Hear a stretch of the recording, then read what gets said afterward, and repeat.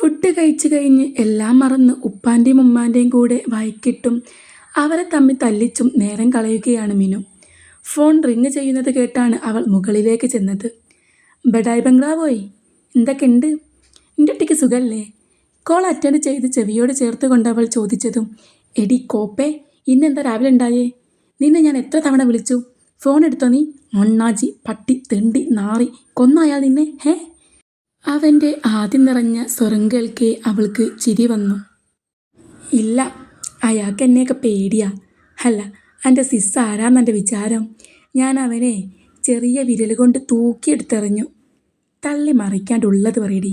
അത് പിന്നെ, അവളെ ഇളിച്ചുകൊണ്ടെല്ലാം പറഞ്ഞതും അവൻ ചിരിക്കാൻ തുടങ്ങി. നോക്കിക്കോ, നാളെ അല്ലേ മറ്റന്നാ എൻ്റെ ഫോണിലേക്ക് മെസ്സേജ് വരും. എന്താണെന്നോ? യു ആർ സെലക്റ്റഡ് എന്ന്. അന്നേരം വിട്ടോ അങ്ങോട്ട് ജോയിൻ ചെയ്യാൻ. നിന്നെ അവനിട്ട് പൊരിക്കുന്നത് കാണാനുള്ള ഭാഗ്യം എനിക്കില്ലാണ്ട് പോയല്ലോടി. നാറി, നിന്റെ നാറിയ നാക്കുകൊണ്ട് ഓരോന്ന് പറഞ്ഞ് മൂട് കളയല്ലേ.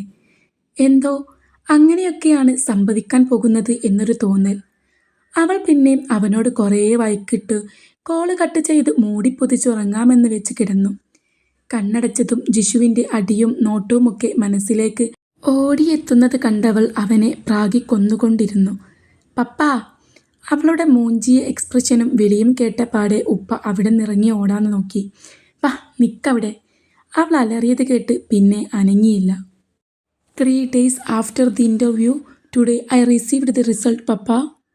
അവർ ഒഴിവാക്കിയോടി? അങ്ങോട്ട് വന്ന് കൊണ്ടുമ്മി ചോദിച്ചതിന് അവൾ തലയാട്ടി. I am trapped. He will kill me papa. I don't want this job. അവൾ നിലത്തിരുന്ന് മോങ്ങാൻ തുടങ്ങി. ഉമ്മിക്കൊന്നും മനസ്സിലായില്ലെങ്കിലും ഉപ്പ അവളെ ദയനീയമായി നോക്കി നിന്ന്. അവളെ സെലക്ട് ചെയ്തൂന്ന് എന്തോ പോയ എന്തിനെയോ പോലെ നിൽക്കുന്ന ഉമ്മിയോട് ഉപ്പ പറഞ്ഞ പാടെ ഉമ്മി ഒരു സന്തോഷത്തോടെ കണ്ണും വിടർത്തി മിനുവിനെ നോക്കിയിട്ട് അവളുടെ അടുത്തിരുന്നു. അവളെ അവരിലേക്ക് ചേർത്തു നിർത്തി മുഖം മുഴുവനും മുത്തങ്ങൾ കൊണ്ട് മൂടി. ഉമ്മിയുടെ സന്തോഷവും നിറഞ്ഞ കണ്ണും കണ്ടതോടെ അവൾ ഫ്ലാറ്റ്. അങ്ങേരെ ഞാൻ സഹിക്കും, പക്ഷേ ഉമ്മിയുടെ ഈ സന്തോഷം തകർന്ന അതെനിക്ക് സഹിക്കൂല. അവൾക്കിഷ്ടമുള്ള പലഹാരങ്ങൾ ഉണ്ടാക്കാൻ തിടുക്കം കാട്ടി അടുക്കളയിലേക്ക് പോകുന്ന ഉമ്മിയെ നോക്കി അവൾ ഉപ്പയോടായി പറഞ്ഞു. നാ ചെന്ന് കൊടുക്ക് ഓൻ്റെ മുന്നിൽക്ക്. തന്തയാണ് പോലും, തന്ത. അവൾ ചവിട്ടിത്തുള്ളി പോയത് കണ്ട് ഉപ്പ ചിരിച്ചു. മൺഡേ ജോയിൻ ചെയ്യാൻ അവർ പറയുന്നത്. അന്ന് രാത്രി ഉപ്പക്കും ഉമ്മയ്ക്കും ഇടയിൽ നുയഞ്ഞു കയറി കിടന്നവരെ വെറുപ്പിക്കുന്നതിനിടയിൽ അവൾ പറഞ്ഞത് കേട്ടി ഉമ്മി എണ്ണാൻ തുടങ്ങി. ഇന്ന് ശനി, നാളെ ഞായർ, മറ്റന്നാ തിങ്കൾ. മറ്റന്നാളോ? ഉവ്. നീ പോകാൻ തന്നെ തീരുമാനിച്ചോ? ഉപ്പ ഇടയ്ക്കിടയ്ക്ക് ചോദിക്കുന്ന ചോദ്യം പിന്നെയും ആവർത്തിച്ചു. എൻ്റെ പൊന്ന് മനുഷ്യ, ഇങ്ങളെ ഞാൻ അമ്മിക്കല്ല് കൊണ്ട് തലക്കടിച്ച് കൊല്ലും. പറഞ്ഞില്ലെന്ന് വേണ്ട. അവൾ എങ്ങനെയെങ്കിലും ഓക്കെ ആവുമ്പോൾ തുടങ്ങും. ഉമ്മി കലിപ്പായി. ഉപ്പ അമ്മിക്കല്ലും കൊണ്ട് നിൽക്കുന്ന ഉമ്മിയുടെ ചിത്രം മനസ്സിൽ വരച്ചെടുത്ത ശേഷം ഒന്ന് തലകുടഞ്ഞു. ഞാനായിട്ടിനി ഒന്നിനും ഇല്ല. അല്ലുമ്മി, ഇവിടെ അമ്മിക്കല്ലില്ല. അവൾ എണീറ്റ് ചമ്രം പടഞ്ഞിരുന്നിട്ട് ചുണ്ടുകൂർപ്പിച്ചു. മിക്സി ഉണ്ടല്ലോ. ഉമ്മി എന്തോ ഓർത്ത് പറഞ്ഞത് കേട്ടവൾ ഒരു കള്ളച്ചിരിയോടെ ഉപ്പയെ നോക്കി. ഞാനിനി ഒന്നിനും ഇല്ലയെന്ന് പറഞ്ഞില്ലേ? വേറെ ഒന്നും വേണ്ടല്ലോ. ഒന്നുകൂടെ നോക്കിക്കോ, ഇനി ഇങ്ങോട്ട് വരില്ല. ജോയിൻ ചെയ്യുന്നതിന് മുന്നേ ഓഫീസിലേക്ക് ഇട്ടിട്ട് പോകാൻ പുതിയ ഡ്രസ്സ് വേണമെന്ന് വാശി പിടിച്ച മിനുവിനെ കൊണ്ട് ഷോപ്പിങ്ങിന് പോകാൻ ഉമ്മി പറഞ്ഞപ്പോൾ ഉപ്പ ചോദിച്ചത് 2ാം ദിവസം തന്നെ ഡിസ്മിസ്ഡ് ആയി ഇവിടെ വന്നിരിക്കാൻ പോണ് അവൾക്കെന്തിനാ ഉടുപ്പെന്നാണ്. മൂപ്പർക്ക് ജിഷുവിനെ നല്ല പോലെ ബോധിച്ച മട്ടുണ്ട്. ഉമ്മി കണ്ണുരുട്ടിയത് കണ്ട് മിനു മിക്സിയും കൊണ്ട് വന്നു നിന്നതും ഉപ്പ കീ എടുത്തിറങ്ങി. പിന്നാലെ മിനുവും. വേണ്ട സാധനങ്ങൾ എടുത്തിറങ്ങിയ മിനുവിനോട് അത് ചോദിച്ച ഉപ്പക്കവൾ ഇളിച്ച് കാണിച്ചു കൊടുത്തു. ഇപ്പം തന്നെ ആവശ്യത്തിൽ കൂടുതൽ ഞാൻ മുൻകൂട്ടി എടുത്തിട്ടുണ്ട്. Don't worry. വോ, ആത്മാർത്ഥത. ഉപ്പ അവളെ നോക്കി അവിഞ്ഞൊരിളിയും പാസാക്കി ബില്ല് പേ ചെയ്തിറങ്ങി. ഫസ്റ്റ് ഡേ ആണ്. നല്ല കുട്ടിയായി എല്ലാം കണ്ടറിഞ്ഞും മനസ്സറിഞ്ഞും ചെയ്യണം. അന്ന് ഉപ്പ പറഞ്ഞ പോലെ തളരാതെ നിനക്ക് നീ തന്നെ എന്നും താങ്ങായി വേണം. വെഡിത്തമൊന്നും കാണിക്കാൻ നിൽക്കാതെ അടങ്ങി ഒതുങ്ങി നിൽക്കണം. ഓക്കെ? ഒരു വട്ടം ഉപദേശിച്ചു വിട്ടിട്ട് അന്നവൾ വാങ്ങിക്കൂട്ടിയതെല്ലാം ഓർത്ത് ഇന്നൊന്നും പറയാതെ അവളെ നോക്കി അർത്ഥം വെച്ചിരിക്കുന്ന കെട്ടിയോനെ കണ്ട് ഇന്ന് ഉമ്മി തന്നെ രംഗത്തിറങ്ങി ഉപദേശിച്ചു വിട്ടു. അന്നത്തെ പോലെ തന്നെ അനുസരണയോടെ തലയാട്ടി ഇളിച്ചു കാണിക്കുന്ന മിനുവിനെ കണ്ണെടുക്കാതെ നോക്കി ഉപ്പ മനസ്സിൽ പറഞ്ഞു. ആ ചെറുക്കൻ്റെ കയ്യിന് പണിയായത് തന്നെ. ഇന്നും ബുള്ളറ്റ് കൊണ്ടു പോകേണ്ട എന്ന് ഉമ്മി കടുപ്പിച്ച് പറഞ്ഞത് കൊണ്ട് ആദ്യമേ സ്കൂട്ടി എടുത്തിറങ്ങിയതാണ് മിനു. എന്തിനാണോ എന്തോ പുള്ളി ഇന്ന് 6 മണിക്ക് തന്നെ ഉണർന്ന് മാറ്റിയൊരുങ്ങാൻ തുടങ്ങിയതാണ്.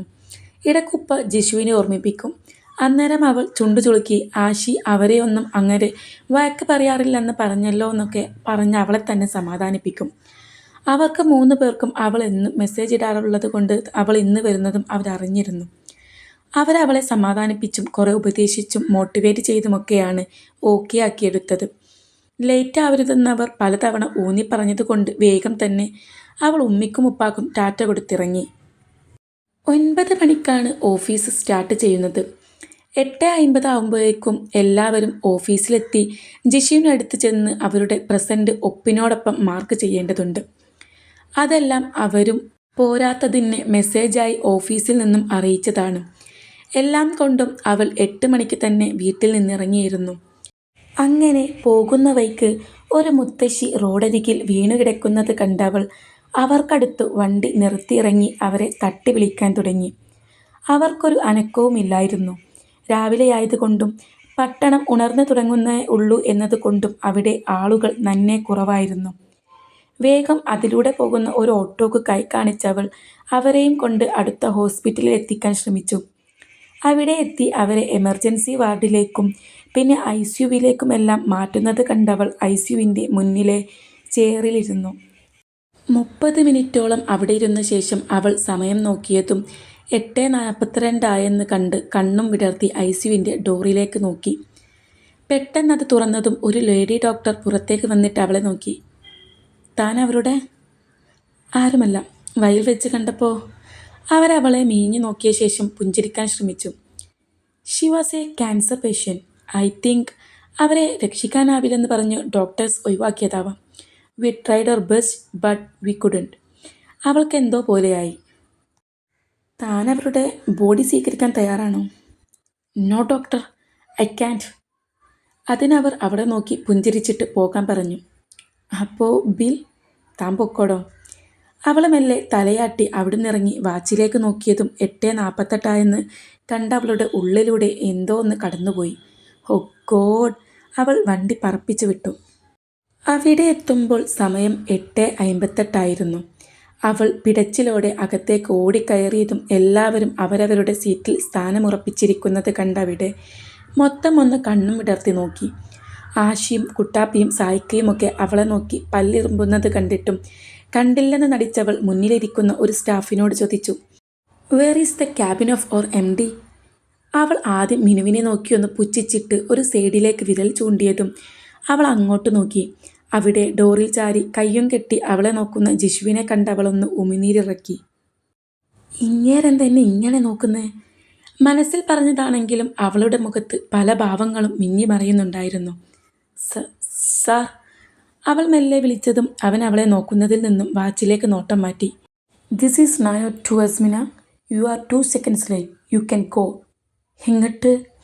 അത്രയും ശാന്തമായി പറയുന്നവനോടവൾ കണ്ണും വിടർത്തി ചോദിച്ചതും അവൻ്റെ മുഖം മാറി തുടങ്ങി. അവിടെ ദേഷ്യം നിറഞ്ഞു മുഖം ചുവന്നു. I said get out. അവൻ സൈഡിലിരുന്ന ഒരു വെയ്സ് താഴേക്ക് തട്ടിയതും അത് പൊട്ടിച്ചിതറി. അതോടൊപ്പം അവൻ അലറിയതും അറിയാതെ അവൾ പിന്നിലേക്ക് വെച്ചുപോയി. But sir, this is just 2 minutes.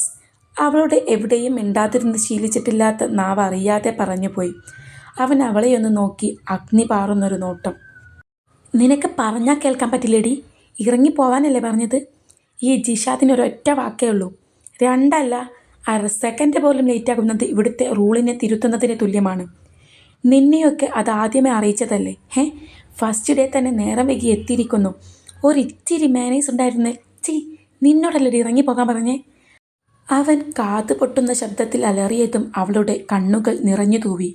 Jishu, you are crossing the limit man. നീ എന്തിനാ അതിനോടിങ്ങനെ ദേഷ്യപ്പെടുന്നേ? കുറേ നേരമായില്ലേ? നിനക്ക് നിൻ്റെ ക്യാബിനിലേക്ക് പോവാം. പെട്ടെന്ന് അങ്ങോട്ട് വന്ന CEO ജിഷുവിനോടായി പറഞ്ഞു. അവളുടെ വിടർന്ന കണ്ണുകൾ നിറഞ്ഞതെന്തുകൊണ്ടോ അയാൾക്ക് സഹിക്കാനായില്ല.